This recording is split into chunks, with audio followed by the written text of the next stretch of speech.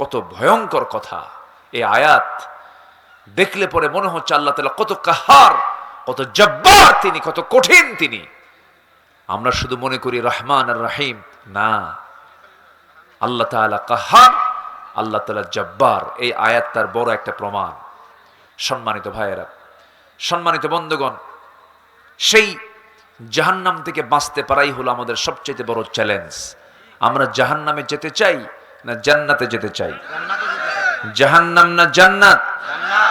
তাহলে আমি যাব ঢাকা, আমি কি উত্তরে যাব না দক্ষিণে যাব?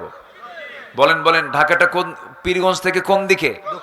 দক্ষিণে। তাহলে আমার দক্ষিণের বাসের টিকিট কাটতে হবে না উত্তরের বাসের টিকিট কাটতে হবে? না কুড়িগ্রাম যাবেন?